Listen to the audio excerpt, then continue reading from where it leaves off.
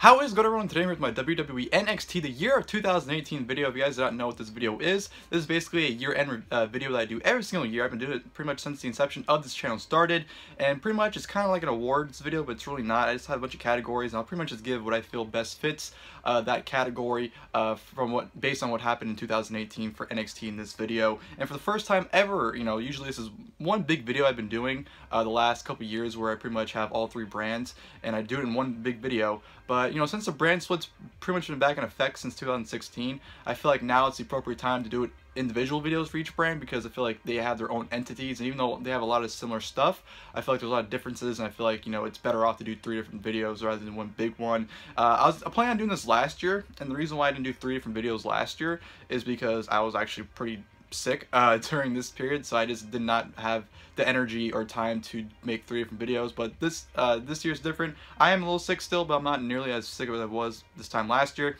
So of course today, the video you're watching right now, of course, will be for NXT. Tomorrow will be for Raw, so I'll be doing the Raw the year of 2018, and of course on Monday, on New Year's Eve, I'll be uploading my SmackDown Live the year of 2018 video to close up 2018. So that is the schedule. Today NXT, tomorrow Raw, then of course Monday for New Year's Eve SmackDown Live. But this video is about NXT, so let's go ahead and jump right in the video and talk about NXT in 2018. Now, I will start off the bat by saying that a lot of these categories, I don't really watch NXT all that much. I'll check out the stuff I want to see, like, if there's promos that gets a lot of raves, I'll check it out. Matches obviously that I want to see, I'll check out. But I honestly don't watch a whole lot of NXT. Actually, I don't ever watch NXT full episodes. I just skim through and watch stuff that I feel are worth watching. And, obviously I saw all the takeovers. All the takeovers were great. And NXT in 2018, I gotta say, I thought was a great brand. This is definitely by far, in my opinion, the best year for takeovers. I feel like the takeovers this year were just unbelievably great. You have some of the best shows of all time, in my opinion, and just some amazing stuff, and a lot of amazing matches as well. The match counter for amazing matches this year is just unbelievable, if you ask me. And the amount of star power that's come back into NXT or come into the company, whether it be a Matt Riddle or an EC3, I feel like they've really rehashed the big names, because we're at a point for a little while in NXT where all the big names got called up, and they're kind of they had a handful of guys, but they didn't really have that many notable names. And now here we are, they have a stacked roster, whether it be Aleister Black, Johnny Gargano, Tommaso Ciampa, Velveteen Dream, Pete Dunne. They just have an unbelievable roster, and I feel like the product has been very good as well. The TV, the TV is fine. It's an hour program, but it's kind of hard to get into because it's only an hour and they rotate talent. So, like, for example, Ricochet, if he's on an episode of NXT, he may not be on an episode again for another 3 weeks. So it's a very hit or miss show, if you ask me. I'm not saying NXT's the TV show is bad, but it's very hit and miss. There's episodes to check out, episodes you can very easily skip. But and another thing, on a downside, I feel like they haven't really developed talent that well in terms of building star power. They're very heavily relying on signing these big indie names, like like, for example, you have people like Lacey Evans and Heavy Machinery getting called up when they haven't really done anything in NXT at all. Especially Lacey Evans, I feel like she was just getting her foot in the door, and she's already getting called up, and Heavy Machinery really hasn't done anything. They've just kind of been around, and I don't know, I just feel like there's been a huge lack of character development in NXT this year, especially even for guys I love, like the War Raiders, for example. I love them back as the War Machines, but ever since they've been on TV, it's like, what reason do I have really to care about them? So, I don't know, I feel like there's been a huge lack of character development, or just lack of interest in people. I just feel like they haven't really made a good job of making you care about a whole lot of the guys in the roster. But, all in all, great year for NXT. Like I said, the takeovers were unbelievably great. The NXT TV can be hit and miss, but there's a lot of great stuff on TV. There are a lot of must-see matches, like Mustache Mountain, Undisputed Era had a fantastic, phenomenal match on TV. Pete Dunne, Ricochet, and Adam Cole had an amazing triple threat as well. There's some great segments as well in NXT TV. So, really no complaints about me from NXT. I thought it was a great, fulfilling year, and I'm very excited to see what NXT brings in 2019. So, that's my overall thoughts on the year itself. And let's go ahead and get into the categories. Now, the categories for NXT, Raw, and SmackDown will be slightly different. NXT might have a category that's axed just because I really couldn't find somebody or something that would fit that category. So I axed some of the categories, and I kind of switched them all up. So each video will have different, most of the categories will be the same, but there'll also be some different ones in there as well. So just a little heads up. But of course, the very first category we have will be theme song of the year. Of course, theme songs are very important because the moment you hear that song, you know how you're going to react, whether you're going to boo, care, or not care at all. So boo, cheer, or not care, I meant not boo, care, not care at all. Boo, cheer, not care. So theme songs are very important, and you know, we don't get a whole lot of new theme songs nowadays. Usually you only get them for guys that come into the company, you know, like a Matt Riddle or, you know, Keith Lee, EC3 or whatnot. But there is one person that got a new theme song, and ever since it debuted, I instantly thought it was just fantastic. And that is Tommaso Ciampa's No One Will Survive theme. The moment you hear that, you know, the heart beating, you just know to boo immediately. And it even has that reaction as when you hear that song play after a match, you're just like, oh, like let down, because you didn't want to hear that song because you wanted that son of a bitch Tommaso Ciampa to lose. So it's a great song. You know, there's only like 2 verses in it. I think it's great, and definitely is a fun song to listen to. So without a doubt, Tommaso Ciampa's No One Survived theme definitely gets theme song of the year if you ask me. From there, I'm going to go to Female Superstar of the Year. This one's a little difficult. Well, not difficult, very easy, just because I feel like they've really revolved the division around one person, and that being Shayna Baszler, you know, who really has stood out the most in NXT's women's division besides her. They haven't really pushed that many people. You know, Ember Moon got called up, and, you know, they've really just relied on, you know, Shayna Baszler, and I feel like her performances, her promos, and just the way she carries herself as one of the best of everyone, and the only person really that would rival her would be Kairi Sane, but I don't think Kairi Sane really honestly comes close to Shayna Baszler in terms of a breakout year. So in terms of, you know, even just the matches, I thought Shayna's performance has been great as well. So just her character, or her presence, just, you know, the way she handles herself, I think Shayna Baszler by far has been the best women's wrestler of the year. So I give Female Superstar of the Year to Shayna Baszler. Most Improved. Now this one's kind of difficult because, like I said, NXT has a fluction. I don't think that's the right word, but I can't think of the word I'm really thinking of, where they, like I said, they alternate talents in and out. So you might, you know, see someone and you might not see him for another couple weeks. So it's very hard to see someone improve, because I feel like when they start pushing somebody or using them, they kind of just give up if it's not working right away. And I don't know, it's just very hard to see who improves, whether, you know, because the only way you can really see guys improve is if they improve in-ring wise or character wise. And I feel like really no one's really improved that much in either.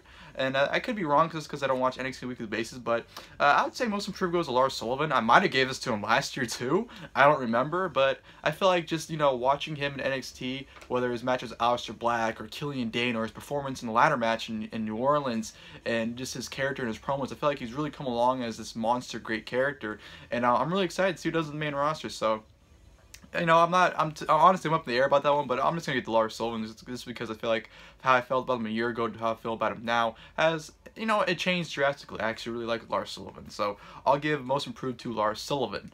Next, we go to the newest signee of the year. Now, this is the first time using this category in a video, and, you know, I feel like it's appropriate for NXT because we get a lot of new talent every year, whether it be, like I said, EC3, Keith Lee, Matt Riddle, War Raiders, you know, a bunch of new people coming in, Deonna Purrazzo.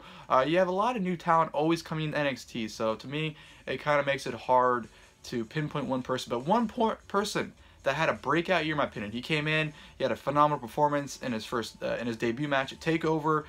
Throughout the summer, he had great matches. He even won a championship, and he's actually a champion right now. And he had a phenomenal performance as well in War Games. And that has to be Ricochet. Ricochet, in my opinion, has been the best new signee. He immediately made a name for himself, and immediately became one of the top guys in NXT. So what more can you say about Ricochet? The dude's absolutely awesome. I love watching him. So Ricochet, in my opinion, gets the newest signee of the year. From there, we go to Most Disappointing Match of the Year. Now, this one's pretty hard because, you know, just because disappointing doesn't mean it's not good. And NXT almost always delivers, if not always over-delivers, to be perfectly honest. But this one match, you know, there's a lot of hype behind it just because of it's a rematch a year in the making. And I heard amazing reviews about their first match. And I heard some pretty good reviews with their second match on NXT TV. But once it came to this TakeOver match, I didn't like the match at all. I didn't like it. I didn't enjoy it. And, you know, I thought it was good, but I just didn't like it. And that being Shayna Baszler versus Kairi Sane from NXT TakeOver Brooklyn 4. I just wasn't a fan of the match. I didn't like the way it went about. You know, I wasn't, you know, too strong on the story. I didn't like it. I mean, granted, I loved their Evolution match. I thought their Evolution match was awesome. I thought their War Games match was really good. But I just felt like their Brooklyn 4 match, where Kairi wins the title, just did not live up to expectations. And it was just very disappointing to me, personally. So, even though it was a good match, very disappointing at the same time. So, that gets my most disappointing match of 2018. From there, we go to Most Underrated Superstar in NXT. Now, this one's pretty hard just because most guys, it's sink or swim. You know, if they put them out there and they swim, they'll push them. But if they go out there and they sink, they pretty much just give up on them. So there's not a lot of guys where they get the opportunity that, you know, delivers and they don't go through with a push. But there's one guy that's been there, and I feel like he has a lot to offer. In my opinion, he's one of the best wrestlers in the world, and they just don't do anything with him. And that being Cassius Ohno. I don't know why, and I don't know if it's because of his age or what, but he's just he doesn't do anything. He's not even in feuds. You know, he's barely on takeovers. If he's lucky, he's maybe on one takeover a year. I just feel like the way Cassius Ohno's been used ever since he's been back in NXT has been very disappointing. And you know, if they want to use him to elevate guys, that's fine. But you have to put him in feuds and have him work with people to elevate them when he's just doing absolutely nothing, not being on TV for weeks and possibly months, and not even having feuds. You know, I just don't understand why they don't use him. And to me, they should just call him up, because at least if he's on Raw or SmackDown, he could be used whether he's jobbing or not. In NXT, he's just very rarely used, and now he's being more used, you know, especially in his feud with Matt Riddle now. But I don't know, I feel like all year he just did absolutely nothing. You know, it's just very disappointing to see him not doing anything this year. So, in my opinion, Cassius Ohno gets Most Underrated Superstar of the Year. From there, we go to Feud of the Year. Now, this one's very easy, because this one, you know, I don't think anyone could even question it. Johnny Gargano and Tommaso Ciampa. Those two went out there and just absolutely killed each other, whether it be promos and just or in ring.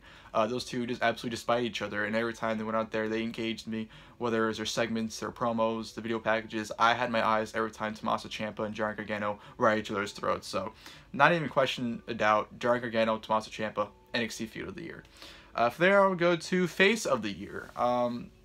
Now, you can make a case for a handful of people, in my opinion, but there's one person that just, you know, he's basically the John Cena of NXT, you know. Well, not the John Cena of NXT in terms of, like, crowd reaction, but, like, this guy is, like, the uber babyface. And that being Johnny Gargano. You know, even the last couple months, he's been questionable. I don't think he's a heel right now. I think he's kind of playing the game of against Tommaso Ciampa. I think it's going to end up being with Gargano having a master plan against Ciampa. But with, you know, throughout the entire year, you know, he had the crowd in the palm of his hand, whether it be at Philadelphia, New Orleans, Chicago. The crowd was always behind him. And when he lost, people were disappointed and sad. When he won, people were thrilled over the moon. So no one engaged a crowd reaction and love like Johnny Gargano did in NXT this year, in my opinion. So he, in my opinion, by far is the face of the year. From there, I would go to Markout Moment of the Year. Now, NXT carries a lot of markout moments. There's a lot of things that happen that makes you lose your shit. And, you know, it's kind of hard to distinguish just one moment that was my favorite. But this moment happened, and I remember just losing my shit being there and just being so happy and so excited to see where it leads. And it's been a great ride since. And that's when Roderick Strong joined the Undisputed Era at NXT TakeOver New Orleans. I thought his turn on Pete Dunne was phenomenal. I thought the way they turned Roderick Strong is like the perfect way to turn somebody, because I mean, I might have just been stupid and not like really paid attention, but him turning was so out of the blue to me, and I wasn't expecting it. And I thought it was amazing how it played out. The crowd lost their shit, got a huge pop. It was an amazing moment, and I absolutely loved every second of Roderick Strong turning on Pete Dunne and joining the Undisputed Era. So that gets Markout Moment of the Year for me. I genuinely jumped out of my seat when it happened, because I was so like my jaw dropped and I couldn't believe what I was seeing. So I was very excited for that moment. I thought it was awesome. Really enjoyed it. Roderick Strong joined the Undisputed Era. Like I said, in my opinion, gets Markout Moment of the Year. Speaking of Roderick Strong, Tag Team of the Year. Not even comparison. Kyle O'Reilly and Roderick Strong. Those two were just an unbelievable tag team. Whether it's matches with the Mustache Mountain, who were just phenomenal series of matches, might I add. Danny Burch and Oney Lorcan. Heavy Machinery, they had a great match with on NXT this past week. What other tag teams? You know, whoever else is in the tag team division. Undisputed Era always delivered, and those two were just a fantastic tag team. You know, I love O'Reilly and Bobby Fish as a team, but Roddy and Kyle as a team, not a better tag team in WWE at all. Those two are just unparalleled to anyone else. So, Roderick Strong, Kyle O'Reilly, by far a good tag team of the year. Not even a question. Best on the mic. Now, this one was kind of hard because NXT people don't really get a whole lot of promo time. But there's one person that really engages me every time he talks. And, you know, you can make the argument for a handful of other people as well. But I think I'm going to go ahead and give it to Adam Cole. I always feel like his delivery and how he says things really engages you and just really just makes you pay attention. I really, you know, love the way he delivers his promos. So I think Adam Cole, you know, especially backstage when he's like hanging out with his arms on the bar, just the way he's talking and presenting the promo, to me is better than anyone else. You know, you can make the argument for Gargano and Ciampa that they're probably best on the mic as well. But I feel like me personally, I engage more when Adam Cole talks. So best on the mic, in my opinion, goes to Adam Cole. Heel of the Year, not even questioned out as well. Tommaso Ciampa. You know, from him getting booed out of the building in New Orleans, the "fuck you Ciampa" chants, and just, you know, the despair on people's faces anytime you won a match, the sadness in everyone's eyes. There's just no one hated more in wrestling than Tommaso Ciampa. So, not even a question in doubt, Tommaso Ciampa, heel of the year in NXT. Show of the year. Now, this one's a little more difficult because you can almost make the case for any takeover this year because they've all been phenomenal for the most part, especially War Games, Chicago, and New Orleans. You know, those ones were just spectacular shows. But when it comes down to the wire, and I might be a little biased because I was there, but I will say NXT TakeOver New Orleans was my show of the year. You know, I just felt like you had a fantastic opening match. You had an amazing main event. You know, you had an amazing NXT title match, a great women's title match, which was probably the best NXT women's title match all year, to be perfectly honest, at TakeOver New Orleans. Maybe the Evolution was better, but on an NXT show, I should say, the best NXT Women's title match was New Orleans. You know, the tag team title match was really fun. Of course, had the Rock Strong turn at the end. Just so many fun moments, and this show just made me so happy, and it's by far the best show I've ever been to live.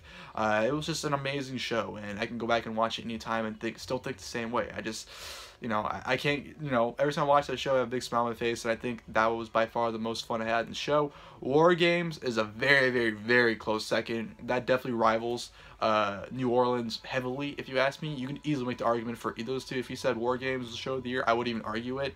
But I just thought New Orleans, to me, had the edge and had the better show of in NXT. So, yeah, NXT TakeOver New Orleans gets my show of the year.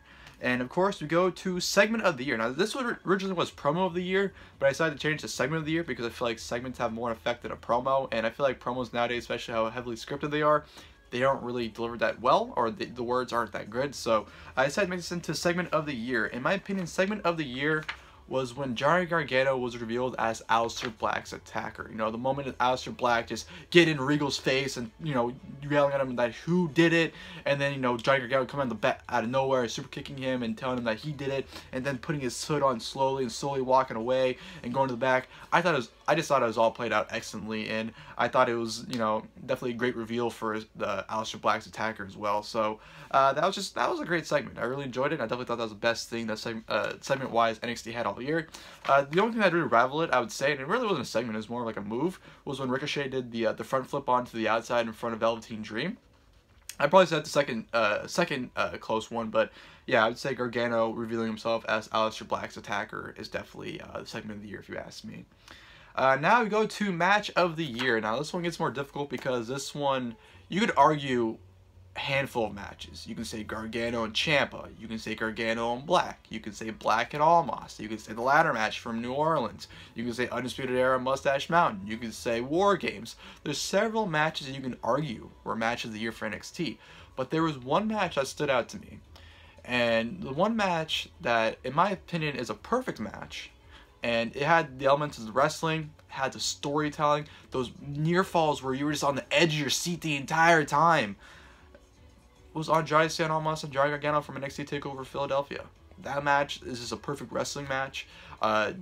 Just everything you want in a match is there, you know. And there's other matches as well that kind of have a similar vibe to it, but this one, I just don't recall being on such edge of my seat. And in the moment Johnny Gargano lost, just being so disappointed and heartbroken that he lost, because everyone wanted Gargano to win that match. And when he lost, it's like, oh, but it's such an amazing match, you couldn't be that mad. You're just blown away how good that was. So I can't put enough praise into Gargano and Almas from Philadelphia.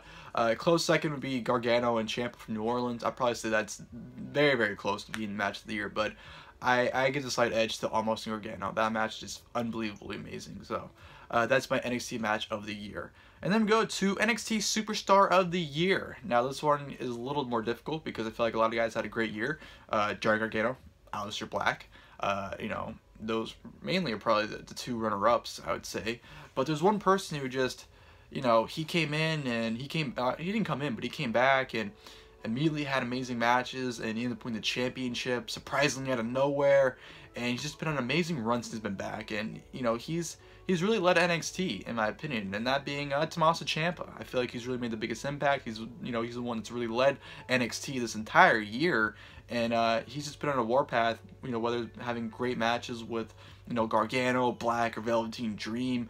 Just his character development as well. You know, I know I was knocking on character development earlier, but the way he's carried himself and really developed his character, especially as champion, I feel like he's done a phenomenal job, and I don't think anyone really rivals him. You know, Johnny Gargano probably is a close second, but I think in terms of, you know, overall the year, how he's succeeded and how he's, you know, how well he's done for himself, I think Tommaso Ciampa definitely had the best year in NXT out of everyone. So I will give Superstar of the Year to Tommaso Ciampa. And then of course the final category we have for this video will be NXT Superstar to look out for in 2019. Pretty much my prediction of who will be the star to look out for in NXT. And, you know, there's a lot of guys that you can look out for, you know, especially with guys coming in, guys potentially coming in next year. There's a lot of names that you can make cases for, but there's one person that I feel like he'll either become the face of NXT by the end of 2019, or he'll honestly be called up. And that being Matt Riddle. I think he has, this guy literally is the limit for this guy. He's so charismatic and so lovable. He's, you know, an uber face, you can say. Just everyone loves Matt Riddle. He's amazing. And I think, you know, there's no doubt in my mind that NXT will become NXT as bro. I think he'll take over. He'll be NXT champion. I think he'll be the face of the brand for a good while. You know, he's definitely the marquee market guy. If you ask me if you want someone to headline in shows, I think Matt Riddle's definitely that guy. And I think he'll definitely have a huge year. Like I said, I do think he'll win the championship, which if he does, I think he'll stay at NXT longer than he probably, you know, was scheduled for or maybe planned for. But if he's not champion, you know, I definitely think he'll be called up before the end of 2019 as well. So I just think Matt Riddle will have a breakout year, and he'll definitely showcase the world why, you know, he's a king of bros. I definitely think, like I said, NXT in 2019 will become NXT is bros. So Matt Riddle is my superstar to look out for in 2019. And that is my year-end video for 2018 for NXT. I hope you guys enjoyed the video. If you guys did, please like below. Pretty much everything's subjective, you know, everything I've said, my thoughts and opinions, which I gave, you know, pretty much what I gave each category to, or who I gave each category to, is not a fact. I want people to realize that it's all opinionated. If you guys have different opinions, feel free to leave your guys comments in the comment section below about, you know, NXT of the year you thought they had. You know, if you guys liked in the comment section, put your guys' pick for each category. You feel how you feel deserves those categories, and who rightfully belongs in those categories as well. So yeah, that'll do it for the video, guys. Hope you guys enjoyed the video. Like I said, tomorrow will be my Raw the year of 2018 video, and of course on Monday the SmackDown Live the year of 2018 video as well. And yeah, until those videos, I'll see you guys, and thank you guys for watching the video.